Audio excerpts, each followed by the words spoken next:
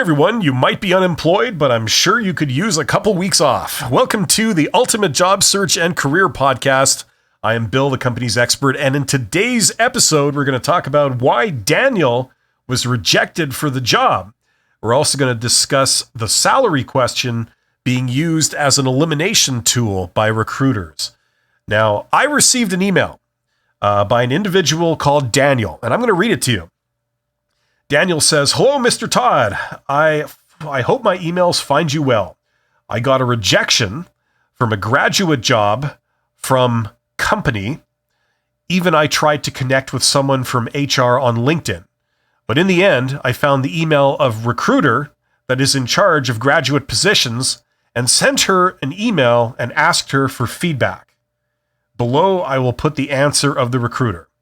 Okay, so Daniel sent an email to a recruiter saying, I understand I was rejected for the job. Can you give me some feedback? Now, this is what the recruiter allegedly said. "Thank you for your email. You were unsuccessful in getting to the next stage, as we have had a huge number of applications for our graduate role, and some of these applicants' experience aligned more to what we were looking for, and subsequently we have offered the position. I will keep you in mind if anything changes or if any other suitable role arise. What is the minimum salary you are looking for? I can see you are based in London. Our offices are location in Basildon, Essex." And then that's signed Wendy. So that's what the recruiter sent back to them. Now, finally, Daniel asks, "Do you think the question about minimum salary is elimination one? I know the company well and researched the salaries that they offer for graduate positions. Kind regards, Daniel." Okay, so this is the email I received. Now, this entire episode is going to be me reacting to this email, okay? And first, I want to thank Daniel for sending this in. I wish you all the luck in the world, okay? It sounds like you're doing well.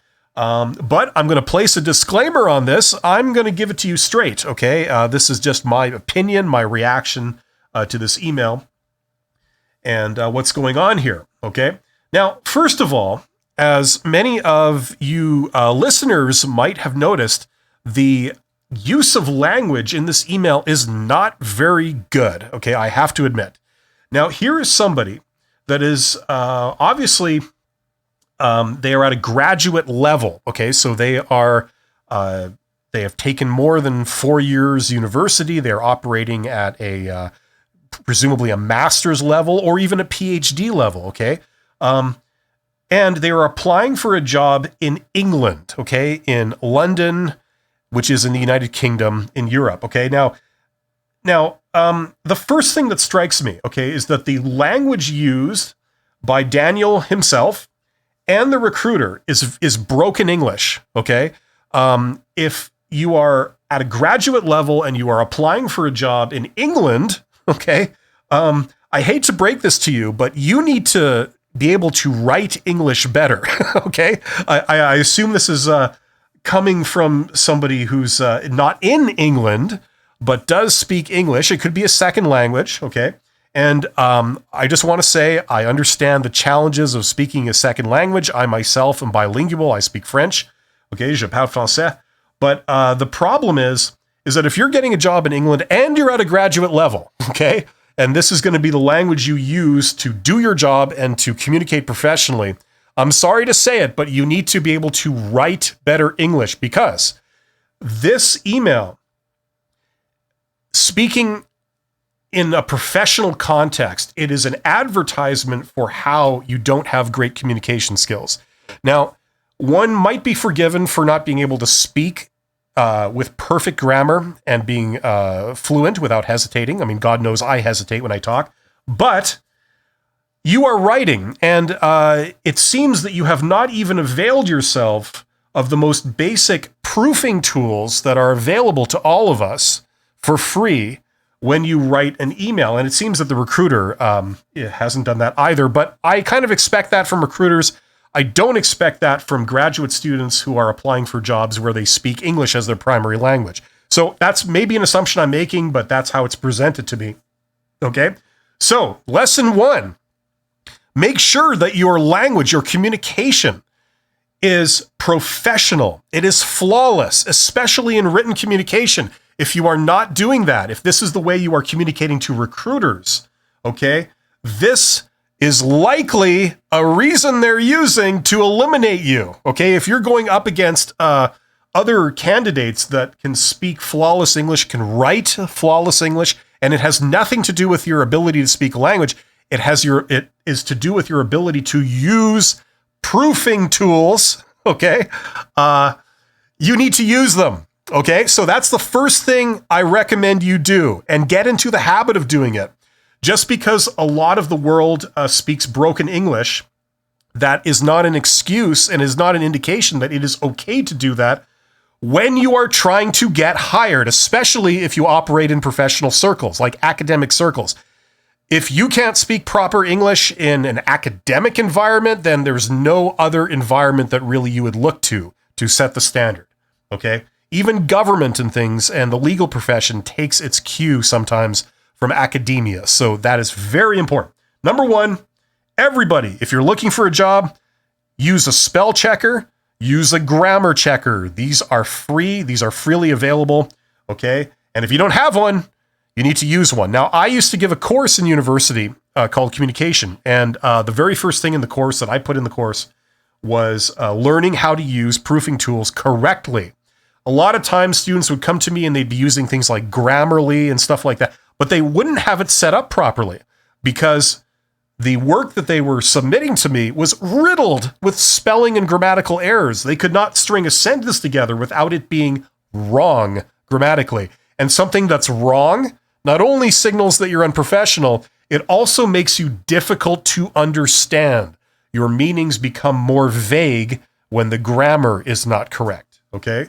So I know I'm hitting this kind of hard, but this is very important. And not a lot of people will be honest with you to give you this kind of feedback, okay?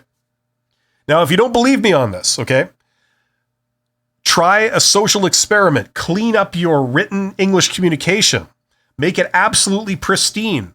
You might even, if you have any people that, your friends or associates that are fluent, they're native speakers in English and they're professors or something in English, get them to proofread, an email or your communication, and then see the difference in results. Okay.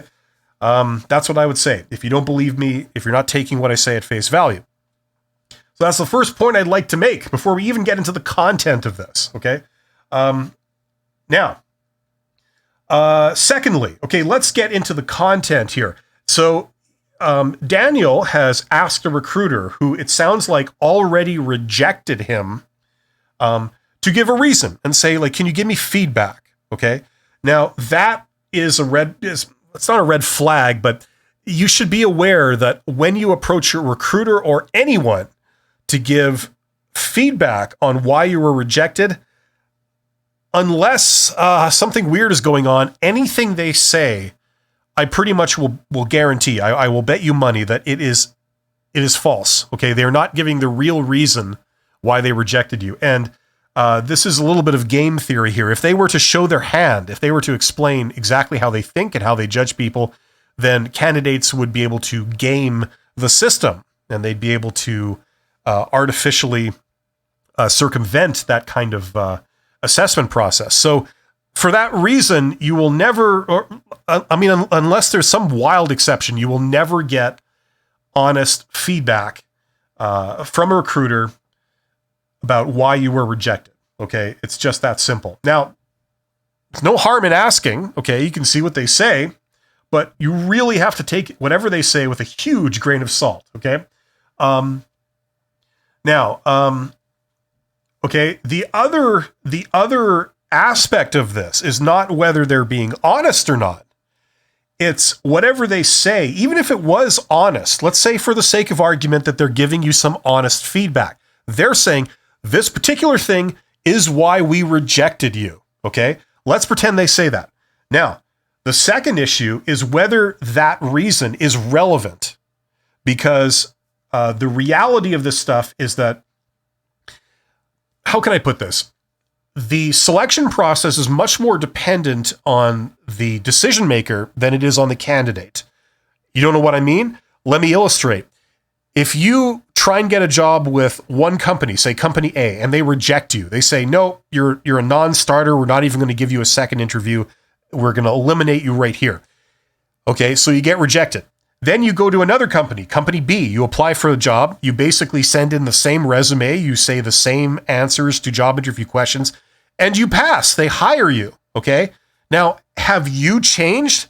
No, the company has changed. Their values and their decision-making process is the factor that has changed. One company can look at some of your experience and traits and say, no, we don't want that. Another company can look at the same history, experience, and traits and say, that's awesome. Okay?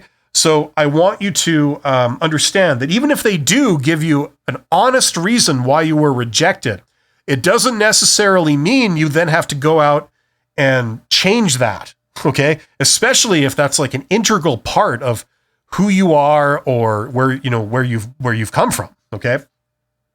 So those are two other factors here that I think it's very important that everybody understands, okay? You talk to one company, you say, hi, I have 5 years experience in this, and they say, well, what good is that?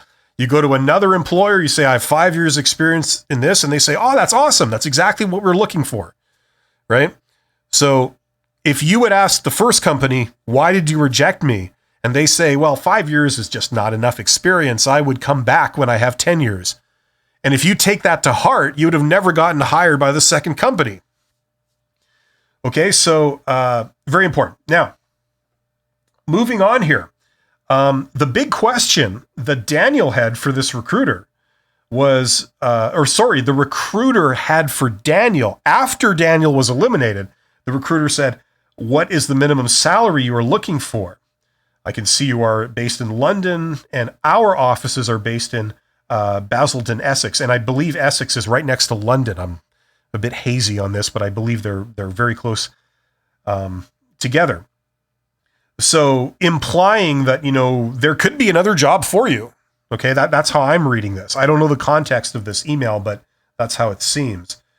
So here's the deal. We get to that age-old question where they ask you what your salary requirements are. Okay, now to answer Daniel's question, Daniel said, do you think this question about minimum salary is an elimination question? Yes, it is. It is definitely an elimination question. There could be exceptions to that.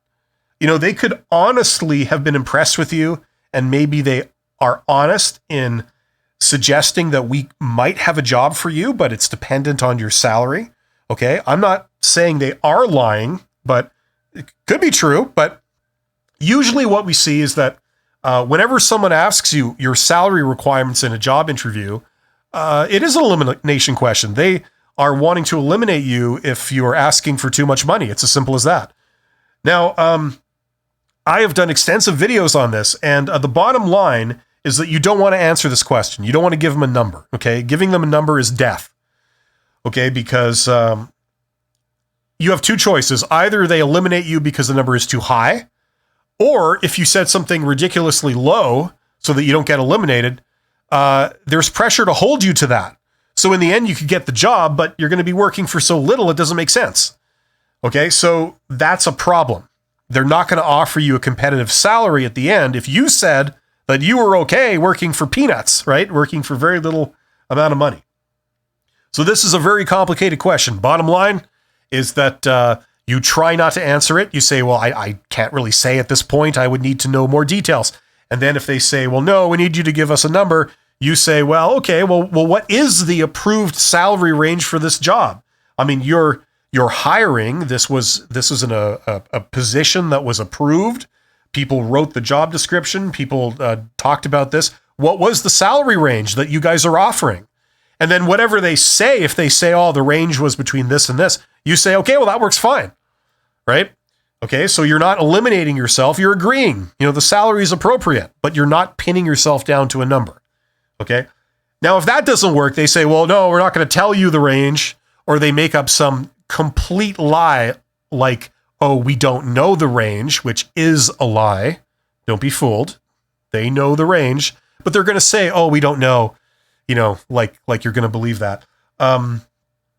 then instead you give a range. You say, well, I mean, anything between this and this would be fine. And you give two realistic numbers, one very, very low and one very, very high. Okay. And you just say, well, something in that range between this and that would be fine. And I can't get any more specific right now because I really don't know exactly what you guys are looking for in detail. Okay. I can't say. I don't know. Okay. Any number I give you right now would be just me pulling a number out of the air, and that doesn't make sense for anyone here, right? So anywhere between this and this is fine. That's how you answer the question. If you get this question on a job application, like an online form where they make it so that you have to enter a number, okay? They think they can get around you that way. They think they're clever in doing this. The way it's set up is that the entire reason for asking for that number is they're going to eliminate your application if it's above a certain threshold, okay? And that is usually automatic. The software will do that. So it has to be below a certain threshold for your application to proceed to the next stage of the process, which is usually an interview. The problem is you don't know what that threshold is, okay? So here's what you do. You put a single number and you put the number you would need if everything you don't know about the job turned out to be perfect. It turned out to be your dream job in every respect, okay? Because when they give you a description of the job, it's usually very vague. They'll say like you work in the warehouse, right? They don't tell you how big the warehouse is. They don't tell you what your hours are going to be. They don't tell you if your boss is going to be a slave driving jerk. They don't tell you, if you're going to be required to work holidays or shift work. They don't tell you that you're going to spend all day moving objects that weigh 100 pounds, right? They don't tell you stuff like that, right? There's a million things they don't tell you that are going to be big factors in how much money you would need to do that job and feel it's fair, right? So they like to get around you by asking you this question when you're totally unprepared to answer, okay? So here's what you do. If this is on a form, all you do is all those blanks that you don't know about the job, just imagine those are all perfect, okay? You work banker's hours. You don't have to work weekends. You don't have to work holidays. Your boss is the nicest person in the world. You work in the warehouse, but you're actually in charge of the warehouse, and it's a great boost for your career and your self-esteem. You don't have to lift anything. Your job is a desk job. It's nice and comfortable in an air-conditioned office. Just imagine that. Now, how much would you need to do that job? That's the number you enter, okay? This is how you get around these silly elimination questions, okay? These companies that employ these tactics, they don't want to pay for value. They want to pay down to a price, okay? And what you get is what you pay for. A lot of these organizations haven't figured this out. They feel that employees are fungible, which means that one is as good as the next. And if that's their attitude, they want people to work for as cheaply as possible. And that's how they view HR. They view HR as a cost center and not a strategic resource. Okay. That's the management speak for you. Okay. But that's how you deal with this question if you get asked it. Okay. So that's what's going on here. So you have to be a little bit strategic when you answer this question. Okay. You have to give it some thought. And it's not a question that, in my opinion, you should be completely open and honest about, okay? You're negotiating with them. And for that, you have to be a little guarded because it's not that they're necessarily malevolent. It's that they're going to twist your words around, okay, on you if you don't do this correctly. So it's really not a big deal. You just got to know this about the question and then have your answers prepared, okay? Very simple to do. Everybody can do this. It's not a problem. And you don't get eliminated by this stupid crap that they pull, okay? What you do is you stay in the process long enough that after you've been through a job interview or two, they get to know you. They see that you're awesome. And then at that point, they don't mind paying a little bit more for you. That's the idea. And that's what's going on here, okay? So whenever they ask you about salary, the answer is yes. It's always an elimination question, and that's why you've got to be prepared for it and have your answers prepared. Okay. Now, the other thing that Daniel said in his email here, where was it? It was right at the beginning. Daniel says, I got a rejection for a graduate job. I even tried to connect with someone from HR on LinkedIn. Okay, now is that bad? No, that isn't bad. However, those of you that have listened to my channel, my podcast videos and things like that, you know what I'm going to say next, okay? LinkedIn is an incredible tool, but counterintuitively, you shouldn't use it to connect with just recruiters. In fact, the main use of LinkedIn for you, the job seeker, should be to connect with hiring managers. What's a hiring manager? It's someone who doesn't work in HR, but is going to hire somebody. So for example, the person who's in charge of the warehouse manager, okay? They would be the hiring manager for anyone that's hired to work in the warehouse, okay? Because they are in charge of the warehouse. They ultimately have the final decision of who they hire to work in the warehouse, okay? Usually the hiring manager, the manager in charge of the warehouse, will be present in the job interview process, usually at least in the last interview, if there's more than one interview. But if you only have one job interview, usually that would be with two people, with the recruiter who works in HR and the hiring manager who would be the manager of the warehouse. Okay? Because at the end of the day, what happens is after the job interview is done, you go away and the recruiter and the hiring manager talk about how it went, how the interview went. And the recruiter might say, what did you think of that last candidate? And the hiring manager might say, oh, I liked that candidate. I like them the best. Or, no, that's not really what I'm looking for, right? They'll be talking about that kind of stuff. And usually the way it works is that the hiring manager has final say, okay? The recruiter is a consultant. They're the ones that do the grunt work. They're the ones that call candidates, make short lists of candidates, schedule the job interviews, scan resumes, and so on. And they will present the hiring manager with a short list of candidates. But usually the hiring manager is the one that has the final say of who is hired, okay? So the hiring manager is the one you really have to impress, okay? If you can make it to the job interview and get in front of the hiring manager is the one you have to impress, not necessarily the recruiter. Okay? I mean, ideally you'd impress everybody, but they're the more important of the two, the hiring manager. Okay? So when you're using LinkedIn, the best thing to do is to connect to hiring managers.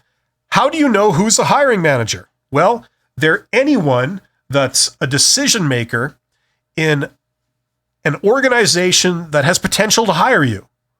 Okay. So if you are you are a graduate student in relativistic physics or something, and you could be employed by a organization that runs a cyclotron and does research into atomic physics. Okay. And they have a facility set up.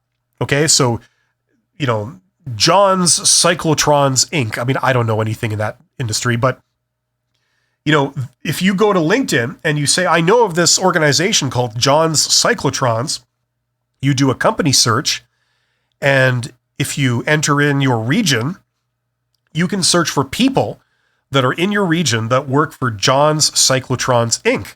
And what comes up? Maybe 5 people come up. The chairman of the board, the CEO, the director of the cyclotron department, and a lab technician that works on the cyclotron. Okay. Now, what I would do is if I got those search results, I would connect to the chairman of the board, the CEO, and the director or the manager of the cyclotron department. Okay. So the top 3 people. I would not connect necessarily with the person lower down who's a technician, because they usually can't help. And they're usually, it's not that they can't help. Sometimes they can't help, but a lot of times they just they're not set up to receive unsolicited messages from the public. Okay. Whereas the three managers that I mentioned, they are high up in the organization enough that receiving unsolicited messages from the public to do with their job, it's part of their job description to handle those. Okay? So when you send them a message, it's not inappropriate. It's not confusing. They get those every day from press, from partners, from potential vendors, from potential, industrial customers, from regulators, from many different sources. They're getting those types of unsolicited messages, and they're having to respond to them as part of their duties being in those jobs. Okay. If you're in upper level management, that's what your job is. That's a component of your job. Okay. If a major news outlet or journalists contact you and say, like, I'm doing a story on this industry or on, your business, would I be able to get an interview with you? Your job is to receive those and respond appropriately and professionally in such a way that represents your organization well. Okay. I mean, I've been a CEO. I mean, that's your job. Okay. So if somebody contacts you and says, hello, I am a fully qualified, a person in, I have a degree in relativistic physics. I have many talents in this area. This was my particular line of research or expertise, and I'm looking for a position within that industry. If ever you have an opening for something that could use those skills, please let me know, because I think your organization is awesome. And I would love to speak to you about it if ever an opportunity came up. Thank you very much. Have yourself a great day. If you send a message like that, that will result in a lot of job opportunities for you, okay? Because if you broadcast that out to a bunch of people that, it's appropriate to tell them that, just by the laws of probability, some of those people just happen to be looking for, to fill a position that you would be qualified for right now. Okay. Not everyone, most people won't be, but some people will. And those are the people you want to connect to. Okay. And if they connect with you, you're not sort of waiting in line to be given the job. You're earning into the job by showing your professionalism, your wherewithal, your passion for the job, and your enthusiasm for their organization. Okay. That's what you're demonstrating. So the next step is usually that person responding. The person that's in our example, they were, the manager of the cyclotron department. They respond to your note on LinkedIn and say, we might be looking for somebody. We should talk more about this. And then you arrange some kind of interaction, either a Zoom call or before 2020, you would go and grab a coffee if you were in the same, region. If you're looking internationally or something, you might not be able to get a coffee with a person, but you can at least set up a Zoom call or a phone call and talk about it further. Okay. So, and the nature of those interactions are very positive because it's like they're inviting you in. You're not forcing your way in. You're just saying, hey, I'm here. If ever you're looking, please let me know. That's all. Great. Goodbye. And if they respond, they usually invite you in. They say, yes, let's talk. So it feels like they're recruiting you. And as a result, the recruitment process is much more positive. It's much more friendly. And it's not as antagonistic as a lot of job searches end up being for a lot of people. Okay. So it's great that Daniel is on LinkedIn, and it's great that he's connecting with people. And it's not bad to connect with recruiters, but you're missing a tremendous opportunity by focusing on the recruiters and not on hiring managers. Remember, the vast majority of jobs are not posted. This is called the hidden job market, okay? There's nothing weird about it. You don't have to take this from me. I encourage you to go on Google or anywhere, do your own research. Click on hidden job market and learn about it, because that's where the vast majority of the jobs are. And that's where, by connecting to hiring managers, that's where you're now looking. Okay, this is the way to uncover those jobs and put yourself forward for them. Okay, So that's some of the stuff that's going on here. Okay. So special thanks to Daniel. Daniel, you are on your way. You're doing some of the things really well. You've got to tweak what you're doing, in my opinion, to really put it over the top and be a superstar at this. But I believe you can do it. You certainly have what it takes to do this, and this is really not that hard. So if you can incorporate some of this stuff, I think it's going to really pay off for you. So thank you for sending me that. Thank you for everybody that's been listening. You guys are awesome. Check out my channel, subscribe, like, blah, blah, blah, blah, blah. And I will see you on the next video. Take care.